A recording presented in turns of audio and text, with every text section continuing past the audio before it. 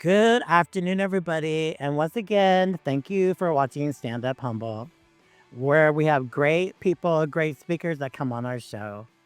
Once again, America is going through dark times, and I do have a wonderful guest today, and her name is Beth Isbell.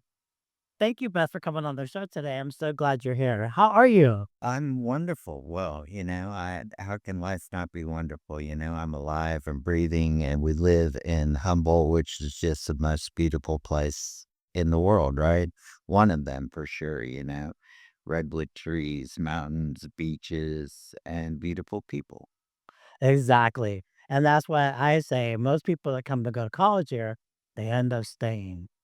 So Yeah. awesome. I'm so glad that you're here today. That's what happened to me is I got a job working for a nonprofit out here and that didn't pan out, but like then I had no money to move, so I was here in Humboldt. So And I you're I've learned to adapt. and you're still here. And I'm still So Humble has a way captivating people, like hooking them in to staying. oh yeah, well I've been here long enough to make enough mistakes that I've ended up finding my way by accident to the job that I loved. So awesome. Yeah, So exactly. so I'm like totally happy about that. Exactly. So besides that, Beth, let's try to get a little bit of who Beth is. So sit down, take a ride, everybody. We're Yeah. gonna talk about who Yeah, Beth I'm is. fixing to drive. Here we go. Yeah, baby. Yeah, we're gonna do this right now. So Beth, so you are trans Yeah, and you're trans. And so when did you realize and when did you decide that you wanted to transition? well, I always felt like I was a girl even when I was a boy, the person that I was jealous of the boys kissing the girls. I wanted to be a girl being kissed by the boy, and, so those are some of the earliest memories I had, and for Halloweens and stuff, I dress up like a girl. It's about the only time I could acceptably get away with it, but if they'd have let me, I'd have dressed like that more often. And then I went to high school and college and law school, and I worked as a lawyer for a while, a good number of years. And then I started going to therapy for gender dysphoria, and that started me down the whole path. And eventually I lived through a phase where I had to live like a woman for like 2 years before they would even let me do the surgery. And so I went to Thailand, did the surgery, came back, changed my name, changed my gender on my ID cards and that type of stuff. And here I am today. Uh, So you said you went to Thailand. yeah, I went to Thailand I also had a for there. yes, I also had a cousin that went to Thailand too in the 60s. They did But a pretty good job. yeah, so I heard Thailand was a place to go back in the day, like most in the 60s, 70s, and 80s. Well, unless you're Thailand. like super rich. Exactly. Because You could to stay. get it done in the US, it just costs 4 times as much. Yeah, yeah. I mean, it's like I know so many people that went to Thailand. So that's amazing. So you decided to go through the whole process? I mean, did you have to, like you said, they wanted you to be a girl.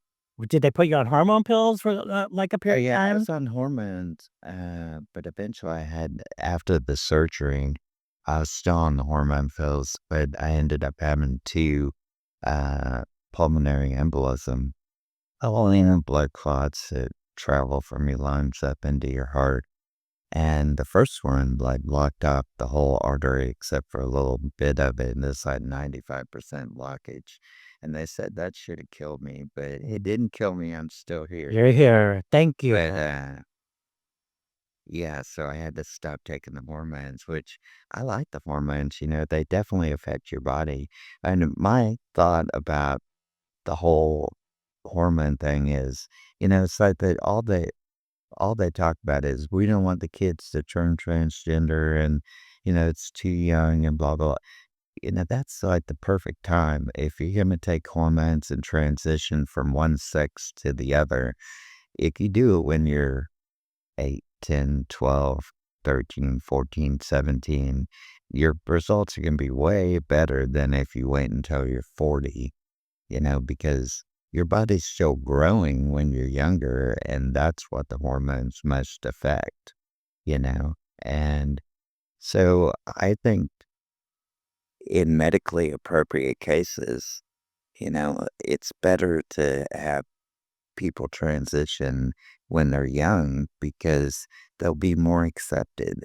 You probably, a lot of the people that transition when they're young, you can't tell that they were ever the other sex, whether they go male to female or female to male. It's by the time, 5 years have passed, you wouldn't recognize them as anything other than the new sex that they are, the new gender that they are. So So do you agree with this whole having to wait a couple years before you're ready for operation? Do you agree with the doctors doing that, or do you think people are just ready? They should have their, go ahead with the operation. I don't know. I'm not a doctor, but I think the reason they do that is because, you might get in the middle of it and realize that you've made a mistake. And then, if you've already had the surgery and whatever, there's no way to go back. No, there's not. Yeah. It's like people, maybe I don't see why people would want to make me use the male restroom anymore. Yeah, it was like I have female equipment. And if they think I'm a male, that's them. That's not me, I'm just trying to use the restroom, right? So, I don't know. Yeah, that's good though, because I also have some trans friends, and I've actually had a trans friend that started, but they decided to go back. But I see what you're saying. But, I mean, that happens. That's why you have all the psychologists and medical doctors involved in the process is to sort of try to eliminate that kind of thing from happening. I'm happy as a girl now, I I like it. I like myself as a girl, and that's why I did this. I'm not trying to be anything other than who I am. So you knew, well, it sounds like you always knew you wanted to be a girl. Yeah. You know how people say, well, Except I've been bisexual. I'm bisexual as opposed to like, so in a way, it's sort of weird. I see myself as being, having been at one point or another in my life, every letter in LGBTQ. I'm like all this, right, like exactly. I think of myself as a lesbian or bisexual now. I've been a homosexual, Were you a gay male, a gay man for a while? yeah, and I have been I'm transgender. That's why we're here, and I'm queer.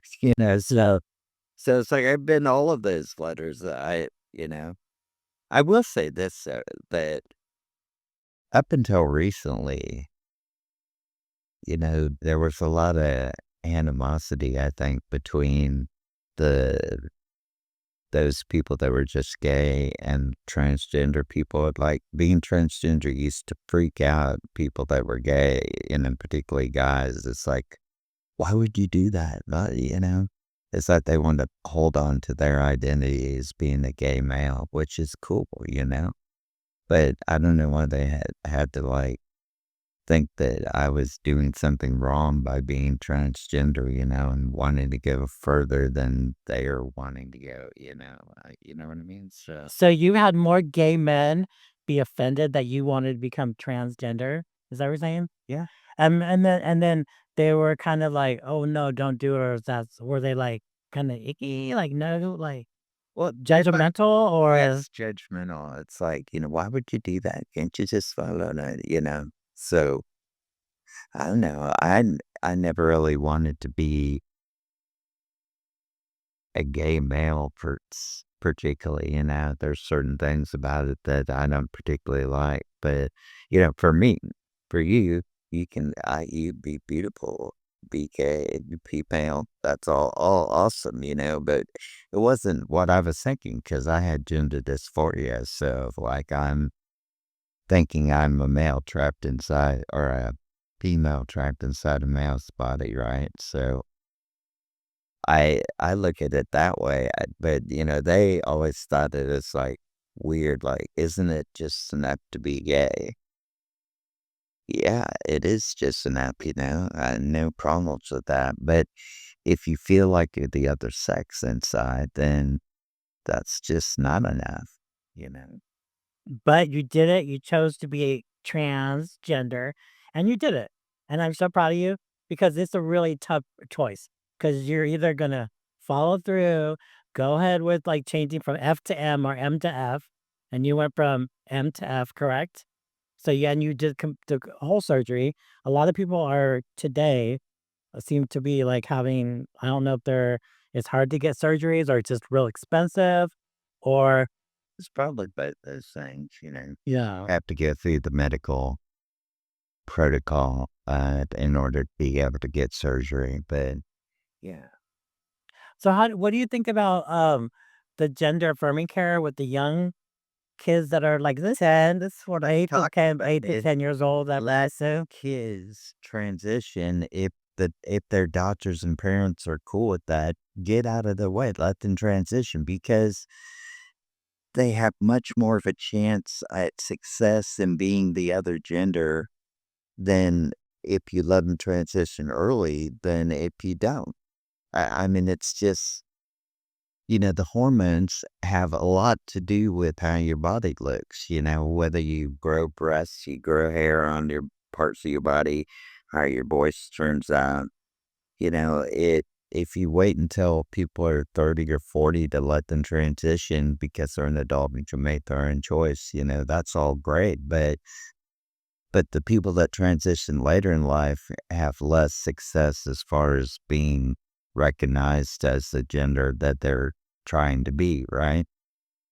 But if the kid transitions and is on hormone therapy from 8, 10, 12, 14, the changes are so much faster and so more noticeable. And eventually, after a couple of years, you won't be able to tell that they were ever anything else. exactly. You heard what Beth said, "Let the children decide, stay back everyone." I didn't say let the children decide. I mean, they need to be able to have a voice in the discussion, but it definitely needs to include parents and doctors, right? It is just not so that it's not uh, a wild whim of the child, or they're going through a phase or whatever. This way, you have to have adults and serious medical professionals involved, But I'm in situations where it's appropriate, then let them be the gender that they want to be. I mean, it's not really some redneck in Tennessee's job to tell a kid and the kid's parents and the kid's doctors that they know better because they're a redneck from Tennessee, They don't know better, you know? I mean, so let the people that are closest to the situation make the decisions. You know, I knew at 6 years old or 7, I was gay. I knew I liked guys. Whether people was trying to, like, tell me I didn't know, I knew. So, come on, when you're that young, oh, yeah, what you like. I mean, I knew I was gay, Well, you know? I was bisexual when I was Yeah, young, I yeah, yeah, had plenty of thoughts in both directions, yeah. So, eh, That's so awesome. Besides all this, I mean, and then you ended up going to college, and then you ended up going to music school and law school? I went to law school and then I was a civil rights lawyer. And I mainly did discrimination like age discrimination or sex discrimination, sexual harassment. I started working with a lot of disabled people and doctors on finding reasonable accommodations for them to be able to work. And I really liked that kind of work. I mean, I did a lot of cool stuff back when I was a lawyer. But it was all before the days of social media. So it's like none of it is, it's like you would never know that unless I told you. Whereas, Yeah. like, if I had grown up now where there's like social media for everything, you guys would already know all my exploits. I feel like, well, man, I did all that hard work for nothing because nobody knows anything about it. Do you have friends that come up to you and say, "Hey, Beth, I know you got a law degree. I'm going to then. Legal I need some legal advice. I do. You know? I can't technically give people legal advice Yeah. anymore because I'm retired. But I still have my law license in Texas, and it's a beautiful thing, you know. I mean, I could go back if I wanted to, but I'd have to move back to Texas to practice law. And like, who wants to live in Texas if you're trying? So, Not me. I mean, how me No. either. No Texas. Yeah, that's not going to work out very well. So I'm stuck out here in California, and I got to make it work. What made you decide to go into law? Did you just have the niche for it? You liked it when you were younger, or you just No, it was really sort of weird. I didn't just want to go into law, I wanted to go into labor law. And the reason was because when I was in uh, my last year, senior year of high school, I was working for a grocery store, and the grocery store was in the middle of a union organization dispute. It's like the union had come in and wanted to organize and unionize the workforce. But I was like a trainee, so I wasn't eligible to be in the union and I wasn't eligible to be management. But so both sides would come to me and say, "Hey, what are they doing? Hey, what are they doing?" And, and so I was like this like go between agent. And so it was cool, you know? I mean, and that sort of inspired me. And then I went to college and learned about Martin Luther King and the civil rights movement. And that just really inspired me to move into labor law and fauna law and discrimination, civil rights stuff, so that's what got me into it. And that's what I did for a long time. I even chaired the annual convention of the National Employment Lawyers say, Association wow, nice. here, so I did pretty well as a lawyer, I mean, I won a lot of cases, settled a lot of cases, and I did pretty well for myself. You sound like you have a lot But of the main thing was I really loved the change that you would see in people once you won their case or, got a court order that allows them to do what they want to do. Particularly like as a disabled person. Uh, I hear a dog barking.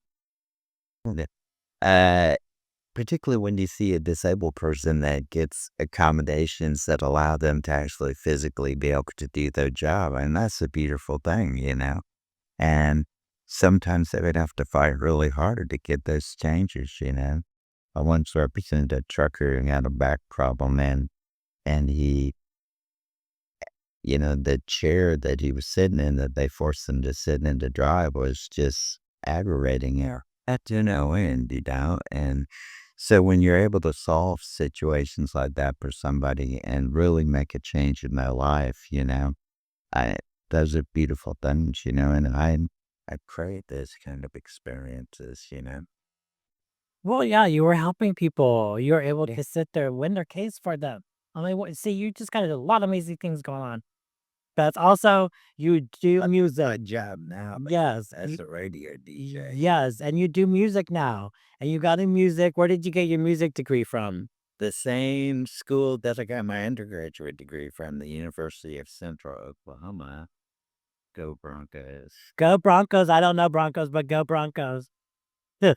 And so there was a music college at my university. It's called the Academy of Contemporary Music at the University of Central Oklahoma, ACNUCO for short. And it's a school that's run by the Flaming Lips. Have you ever heard of that band? What song do they sing? The Flaming Lips. Oh, They have a big song, if you wanna be, is that them? No, no, no. Okay. They're more psychedelic rock. They're big. They headline Bonnaroo and all these big festivals. The Flaming Lips. I had to Google them. They started this music college. They was their manager, and that being the dean at the music college, and several of the band members work at the music college.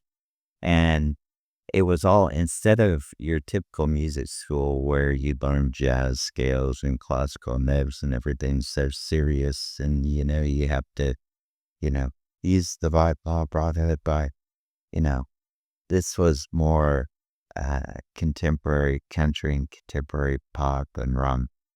And so they we were just focused on the fun side of making music, and so I could definitely relate to that. And I got a performance degree and a sound technology degree at the same time.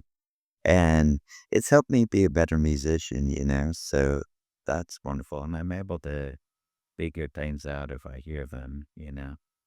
What's the name of It's good. what is the name of your band? You say I you're have a you play local music. band called Redwood Revolution, and we are headlining the Soham Pride Festival on Saturday, June 28th. So that's coming up. It's Go, everyone. corner. Don't forget, she'll But be yeah, it's at headlining. The Mateel Community Center, and everybody can come down, let your freak flag fly. Let your freak flag fly. So, Beth, you know what? It's been such an amazing ride sitting here with you, learning who you are. Hopefully, you'll be able to educate younger trans people or people in general, or people that don't know what trans people do because they're very educated. They go to college, they go to school, they do it, and they do it. That's what Beth did. She went out there, she I did want it. to tell the younger people in the audience that are LGBTQ that just you have to let people accept you. Sometimes people aren't, they did just because they don't know, they're not sure about your new pronouns or your new whatever, but they don't hate you. You can't assume that everybody that misgenders you hates you. They may just be uninformed or they may not, I don't know, but I've had a lot of experiences where I could have been really mad at somebody because they misgendered me or whatever, but it turns out that because they know me, over time they figure it out and they get it right and they become some of my best friends.